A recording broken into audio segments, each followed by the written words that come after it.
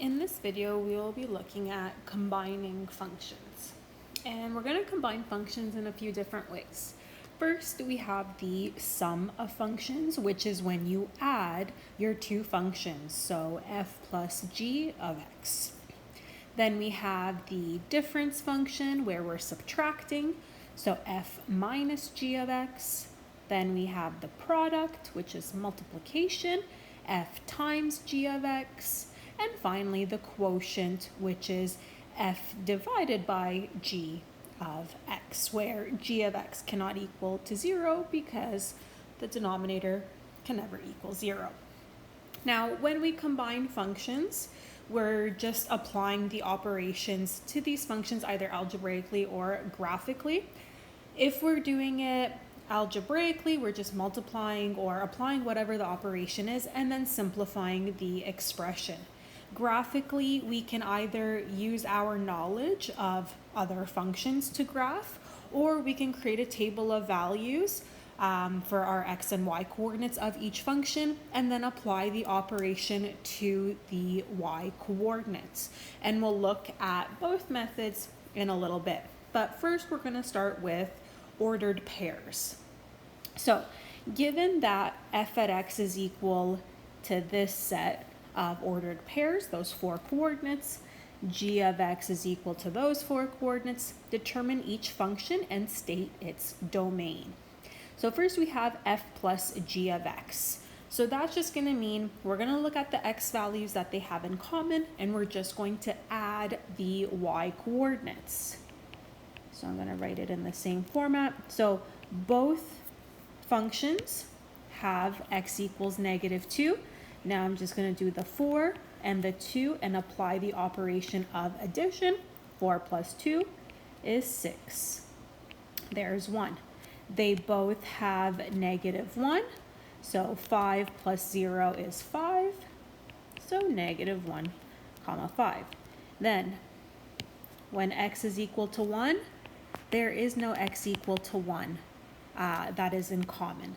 So I'm actually going to cross this one out just for myself because they don't have that in common.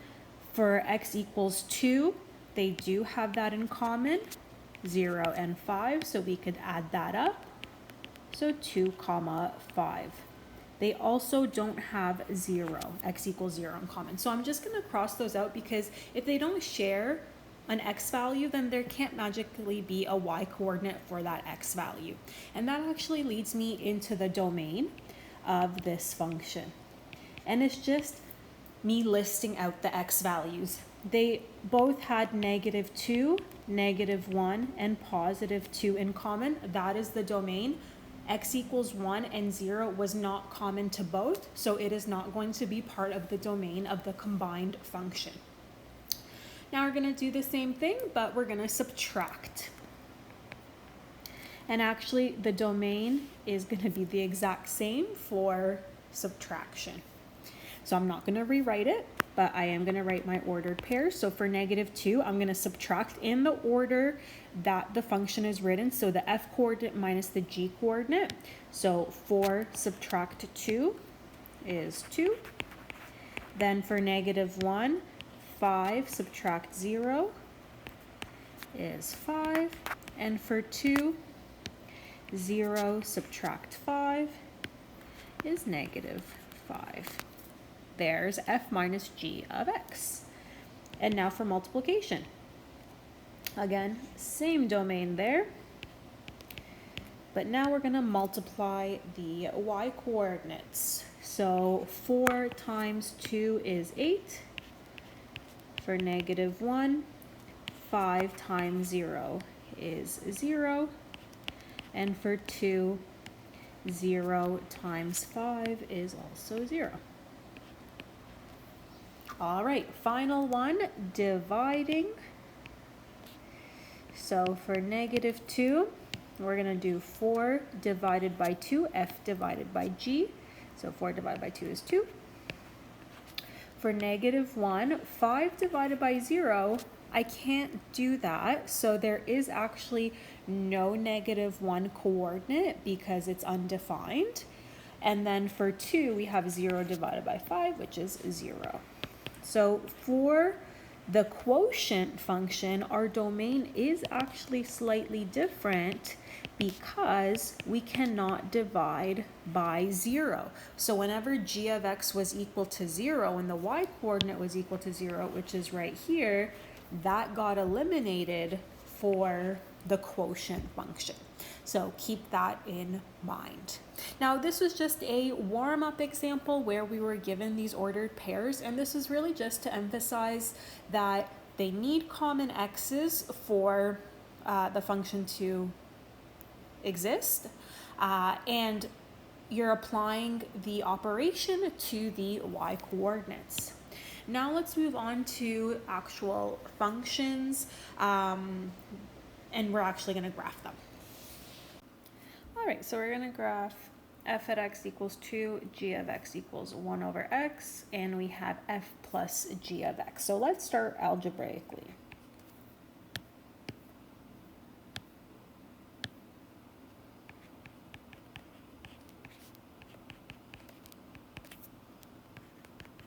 So first thing I notice, I have a fraction, so I'm just going to get myself a common denominator. So I'm going to multiply top and bottom by x to get that nice common denominator of x.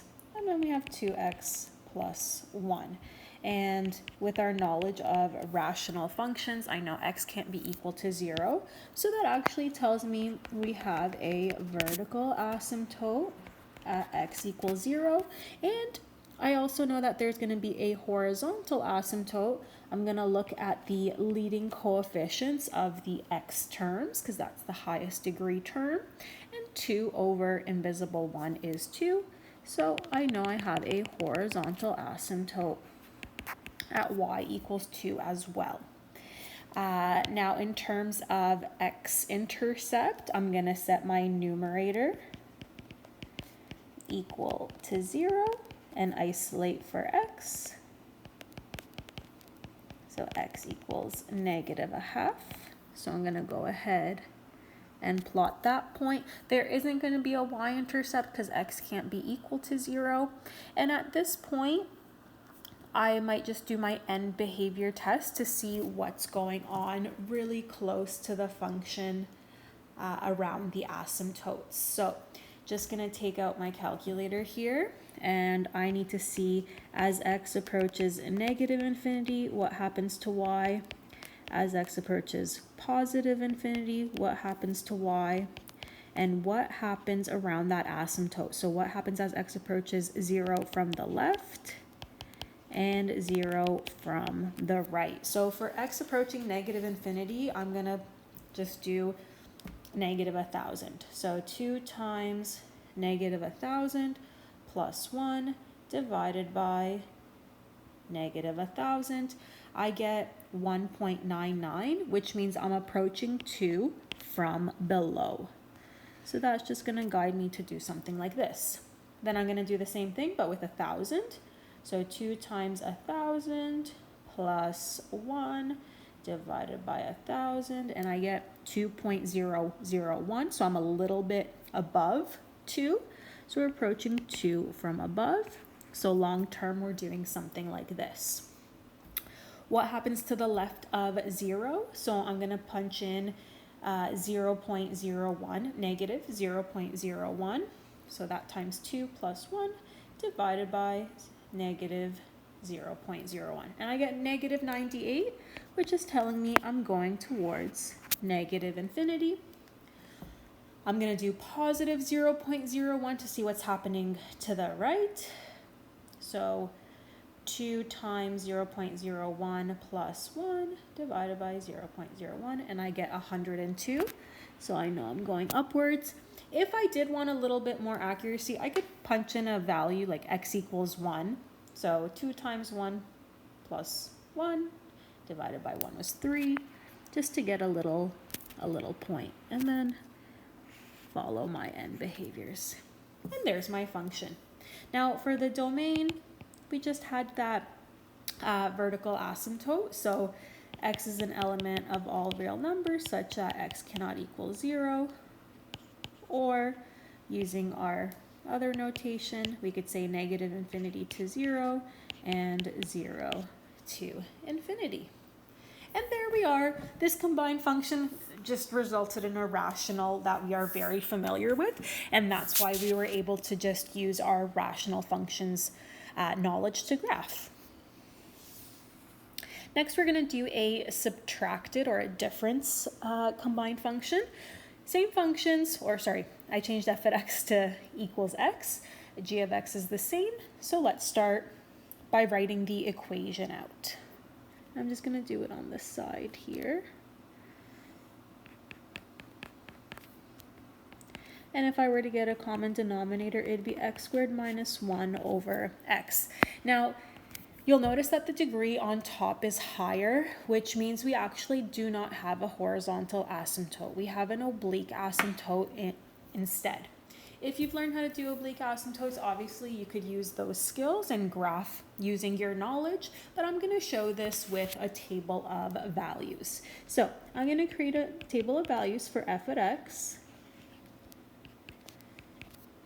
I'm just going to, let's say, negative 3 to 3. And the first one's just equals x, so whatever x is, that's what y is equal to as well. And then I'll do a table of values for g of x, and I'm actually just going to extend this one. Actually, let's erase that y. And I'm going to write f of x here, g of x here. And I'm going to use the same x values. So g of x was 1 over x, so we have 1 over negative 3, which is negative 0.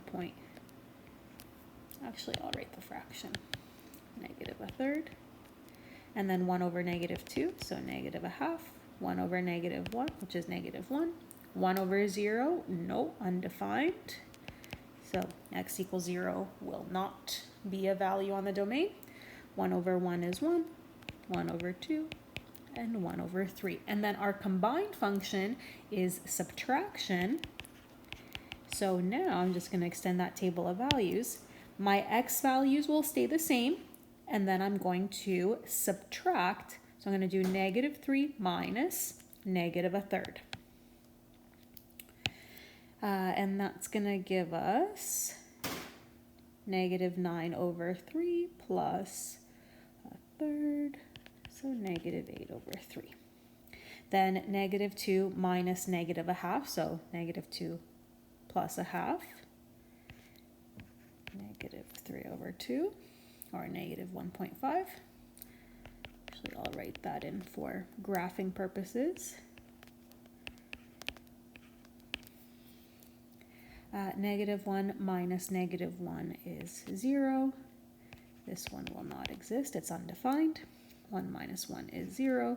2 minus a half is 3 over 2, or 1.5. 3 minus a third is 8 thirds, or 2.66. So I do already know that there's going to be a vertical asymptote because of that denominator. X can't be 0, and because of what we found here. I know there's no horizontal asymptote, so maybe I don't really know what's going on. So I'm just going to plot my points, and I'm going to look at the x coordinates, and I'm going to look at the combined y's that I got. So the first point I'm going to plot is negative 3 comma negative 2.6 repeated. Negative 2 comma negative 1.5. Negative 1, negative 1. Nothing at 0, and then 1, 1, 2, oops, not a half, 1.5, 3, and 2.6 repeated. So it looks like I'm heading upwards this way, and I'm heading downwards this way. I don't know what's happening around the asymptote. I could always add a value to my table of values. So I could add like 0.1 and negative 0.1, which is really just my end behavior test. So you know what? I'm going to do that. I'm going to put negative 0.1 and positive 0.1. So for f of x, it's the same value. For g of x, 1 over negative 0.1 is negative 10, and positive 10 for 0.1. And then negative 0.1 minus negative 10 is 9.9, and 0.1 minus 10 is negative 9.9. So that just tells me I'm going to dip down here, dip up there. So as x approaches 0 from the left, y is approaching negative infinity, but from the right, it's approaching positive infinity. And here's a rough idea of what this is going to look like. And for my domain, negative infinity to 0 and 0 to infinity. So now you've seen two different ways of combining functions. One, you write your equation and then you are familiar with the combined function. So you apply your rational knowledge or polynomial knowledge or logarithmic knowledge or sinusoidal.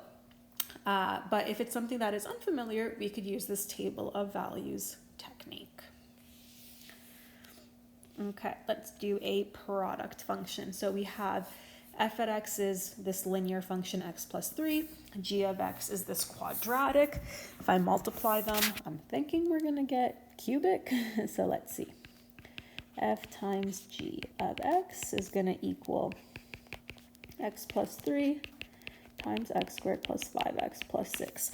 Now your instinct might be to expand and simplify, but don't. This is clearly a polynomial function, so factoring is the way to go, and it's already partially factored. So I'm just going to factor that quadratic to x plus 3 times x plus 2, and then I notice x plus 3 is a factor twice. There's my combined function. It's a polynomial. It's degree 3, so odd degree, meaning opposite end behaviors. We have a positive leading coefficient, so I'm expecting quadrant 3 to quadrant 1. My zeros are at negative 3, 0 with a bounce, and at negative 2, 0 with a pass. So I'm going to go ahead and plot those, and now I'm just using that polynomial knowledge. So I'm coming down from quadrant 3, I bounce off, and then I pass through at negative 2. There it is, very rough. Actually, you know what? I want to find my y-intercept before I connect my dots. So I'm just going to set x equal to 0. So 0 plus 3 squared is 9, times 0 plus 2 is 2. So 9 times 2 is 18. So it's way off the page. So I should actually pass through more like that. And there we are. For my domain, it's infinite. It's just a polynomial function, nothing fancy there. All right, let's get into a quotient function before we focus on domain-specific questions. So let's see what our combined function looks like. So we'll have f at x on top, and then root x on the bottom. So it's a rational function, or it looks like a rational function, but then I have that square root in the denominator, so this is not something familiar. So I am going to use my table of values technique. So I'm going to put the x's on the side, and here I'm going to think a little bit. I have the square root of x somewhere in my function, and I can only square root positive numbers. So I'm going to start from 0, and you know what? I'm going to try to make my life a little nicer here. So I'm going to use perfect squares. So 0, 1, 4, and 9. I could always add more. This is just me trying to avoid using my calculator. Then I'll put f at x, I'll put g of x, and then f over g of x. I'm just going to start with g of x. So the square root of 0 is 0, square root of 1, square root of 4, square root of 9. That was the purpose of me selecting those points, just because they're easy to square root in my head. For f at x, 2x plus 4. So 2 times 0 plus 4 is 4. 2 times 1 plus 4 is 6. 2 times 4 is 8, plus 4 is 12. 2 times 9 is 18, plus 4 is 22. And now we'll divide f divided by g. So 4 divided by 0, nope, undefined.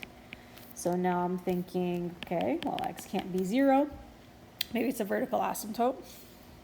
6 divided by 1 is 6. 12 divided by 2 is also 6. 22 divided by 3 is approximately 7.3.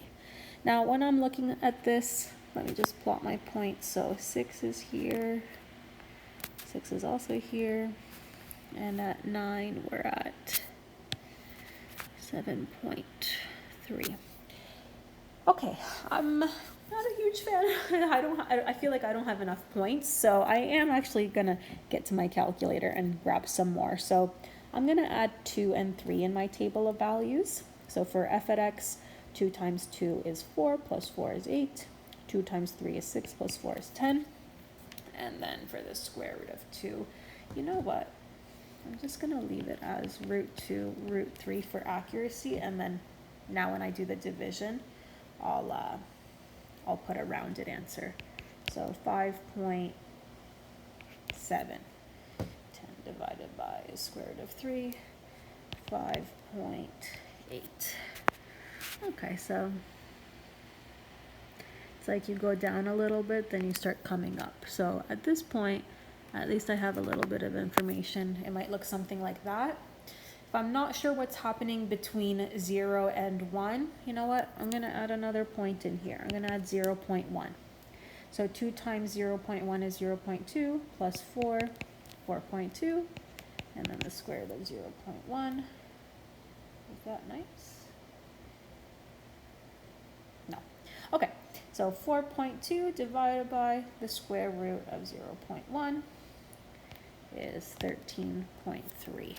So that's just telling me I'm probably heading upwards. So maybe the function looks something like this. In terms of my domain, I can't be equal to 0 and I can't be negative. So 0 to infinity, 0 has that round bracket because we can't be equal to it because of that restriction. Okay, so we've done our graphing, and while we've been graphing, we're also kind of thinking about the domain, like if I'm dividing, what can I not divide by? If I have a square root, what kind of numbers can I square root? If I had a logarithm, I have to remember, oh, the argument has to stay positive. So that's the thinking we're going to use for the domain. So when we're doing our domain for these combined functions, it's going to consist of all the values that belong to the domain of both functions. But for f divided by g, we also have to make sure that g of x is not equal to 0.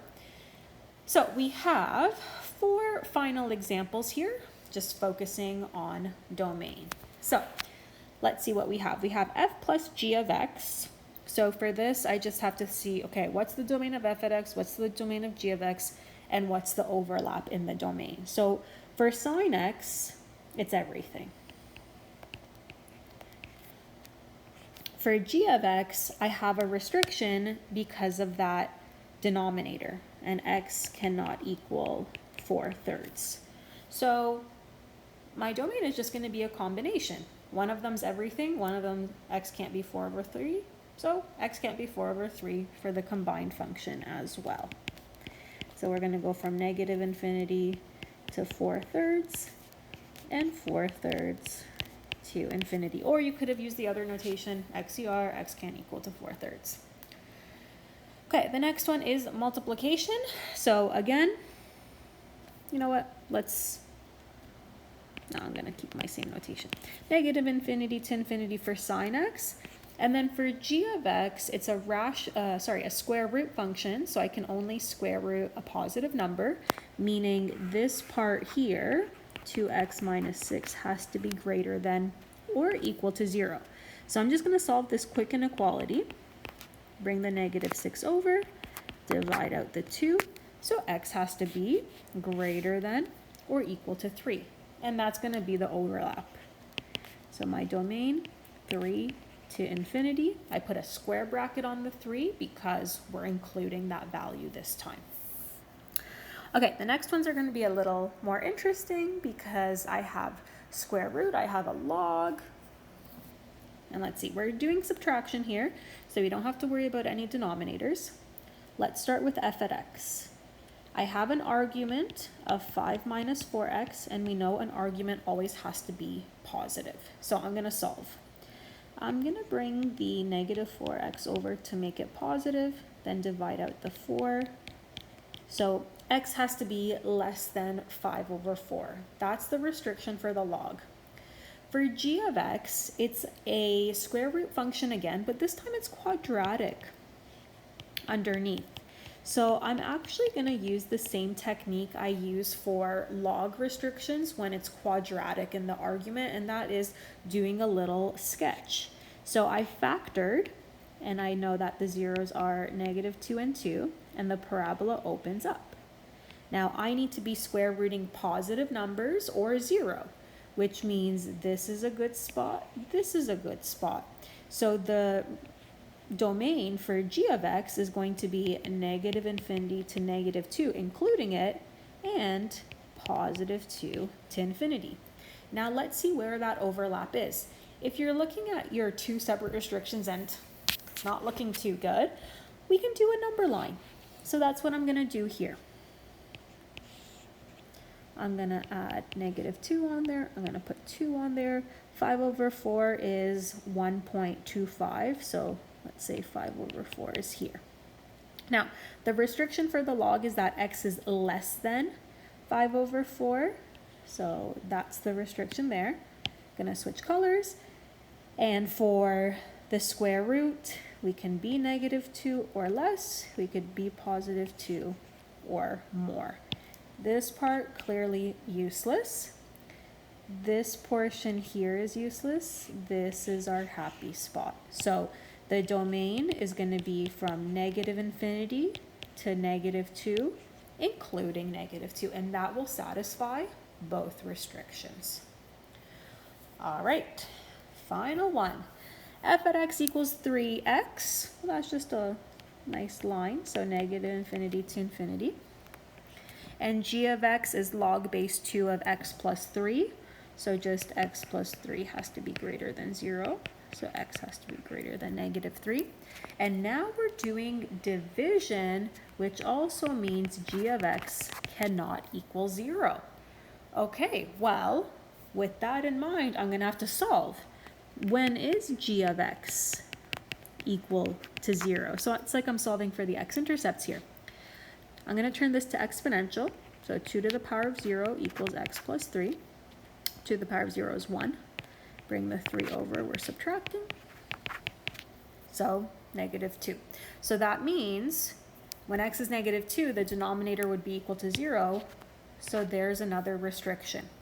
So we have x can be anything for the line. X has to be greater than -3 for the log, but also x can't be -2. So here's what our domain will be. We have to be more than -3, but then at -2, nope, it's not going to happen. So -3 to -2, and then -2 to infinity. So with the quotient combined functions, you have to think a little bit more because the denominator can't be 0. Now, these domain questions and just combined functions in general are a great way to end this course because it relies on your knowledge of all the different functions we've learned, especially for the domain part. And that's it for combining functions with those 4 key operations. We also have composite functions, but that's for the next video.